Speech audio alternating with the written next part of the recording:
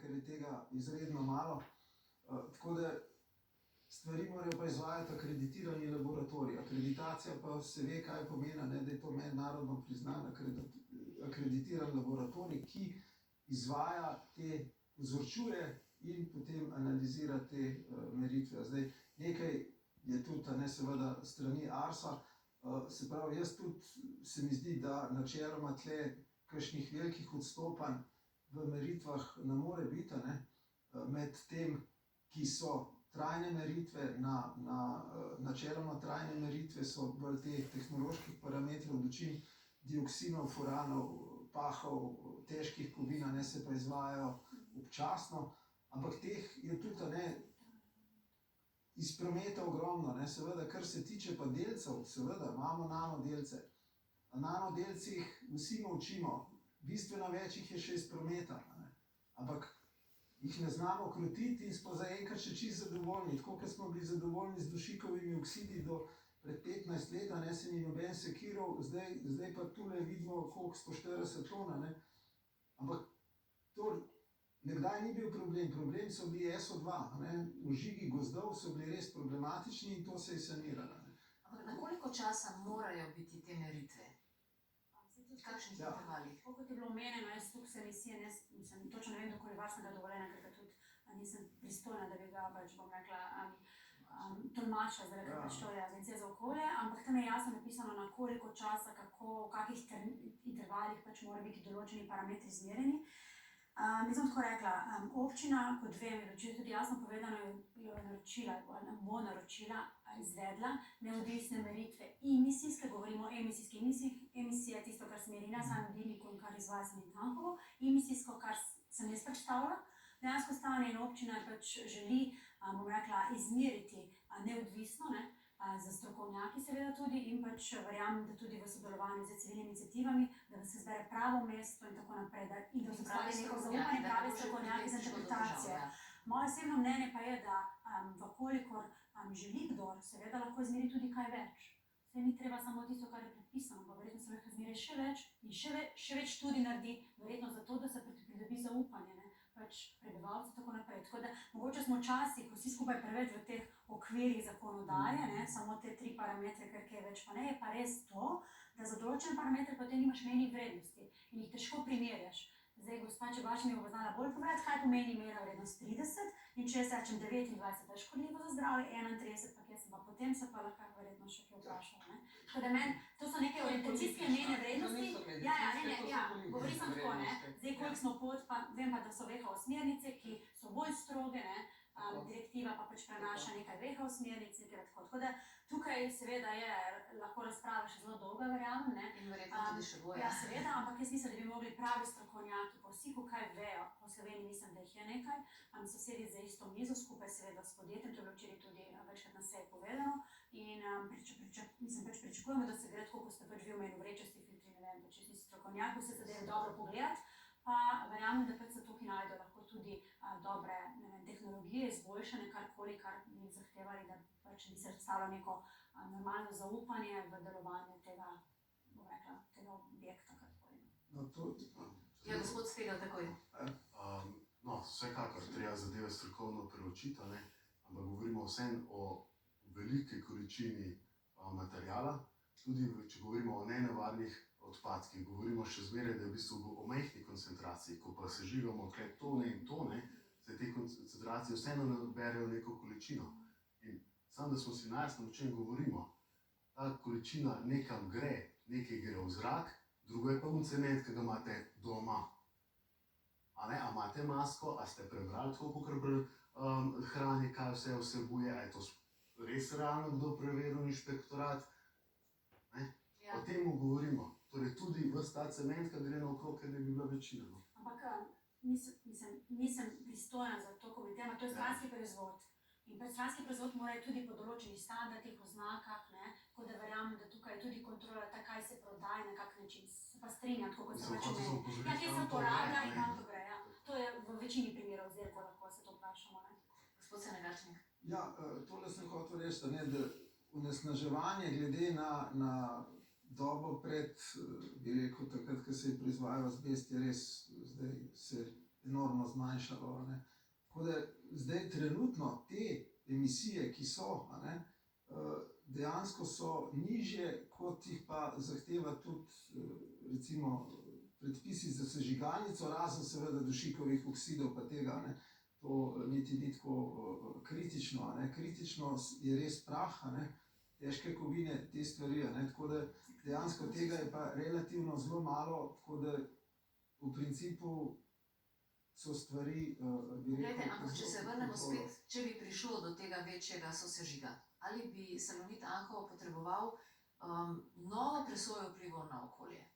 To je bilo tudi včeraj, zdaj trenutno je vloga na Agencije za okolje, zato pač težko odločimo o tem, ali da ali ne. Seveda pa tudi strani Salonita Anhovo bilo včeraj povedano, da so pripravljeni to storiti, ne, tako je javno povedal, javno povedal na sami seji.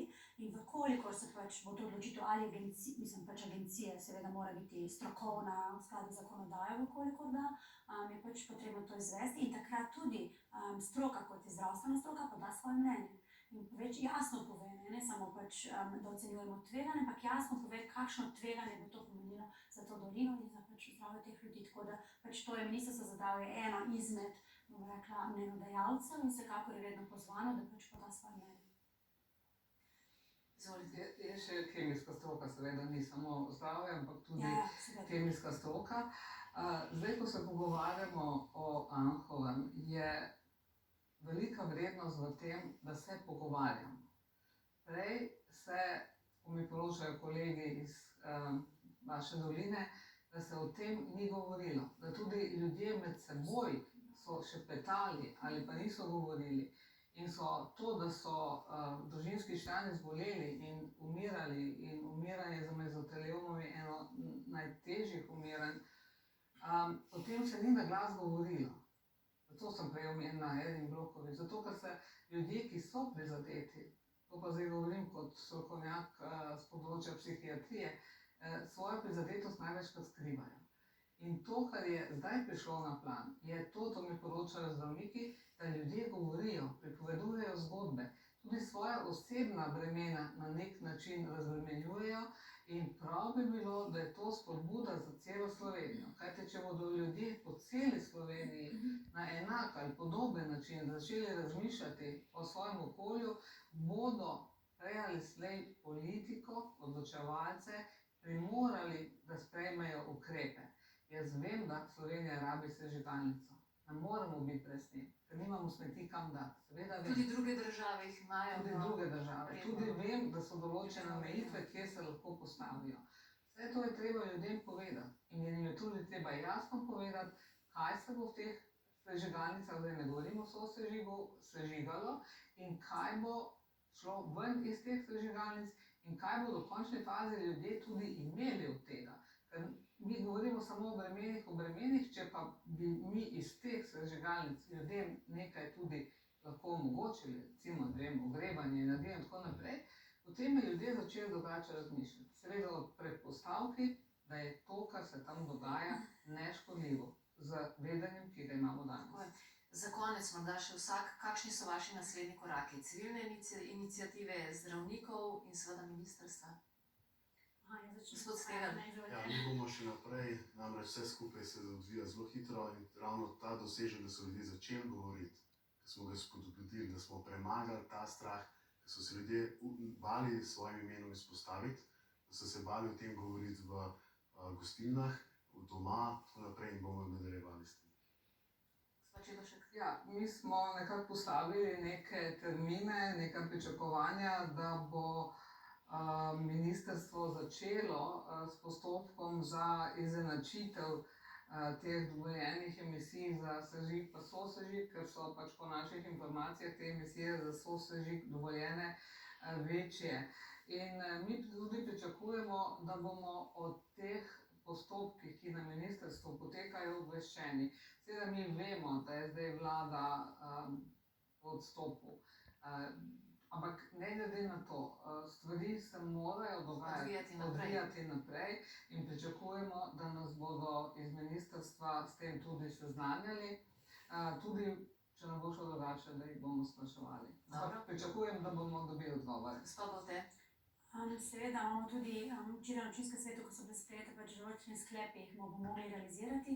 Naslednji teden je tudi izredna seja v državnem zboru, tako da pač verjamem, da bodo tudi s tem prišli določeni sklepi in določene zahteve. Vsekakor je naša naloga, da delujemo transparentno v skladu z trenutno zakonodajo, govorimo trenutni, kar se pogovarjamo naprej, je stvar, da pač nadzorujemo tako, kot je potrebno, v primeru pač ukrepamo takoj in da se pač čim prej Agencija za okolje loti na pravilen način, pač izdaje verjetno te vloge, če je že pač na ministrstvu, ne, oziroma da se pač o njej pričnemo pogovarjati vsi skupaj. Gospod Senegačnik, vi pa boste še naprej spremljali to problematiko? Ja, Boste seveda. nadzorni odbor, organ? Stvar bi rekel v tem, a veste, da se popolnoma strinjam, je potreben nadzor in potem je tudi od upravljalca naprave, kakšno ima kulturo te uporabe. A to pravilna uporaba, ali ima ustrezne masne tokove, ne nevarnih odpadkov, ali pretirava, ali golfa. Se pravi, zelo pomembno je tudi z avtomobilom, kako vi boste. Vi ste lahko zelo strpni, se pravi, ne povzročate problemov, lahko pa povzročate zelo veliko problemov. Tako da in potem tudi za ostale smeti, ki jih proizvajamo v Sloveniji, se pravi, zelo pomembna naša kultura, kako jih bomo ločevali. Začeti moramo že pri sebi. Kako jih bomo ločevali, da jih bomo kulturno, ustrezno, moramo biti zreli kot družba za skrbeli sami zase. Sami moramo najprej poskrbeti tako in postaviti se zase. Hvala vsem vam za vsa ta pojasnila, informacije in srečno pri dogovarjanju in reševanju te problematike naprej. Hvala. Vam pa, drage gledalke in spoštovani gledalci, hvala za vašo pozornost. Nasvidenje.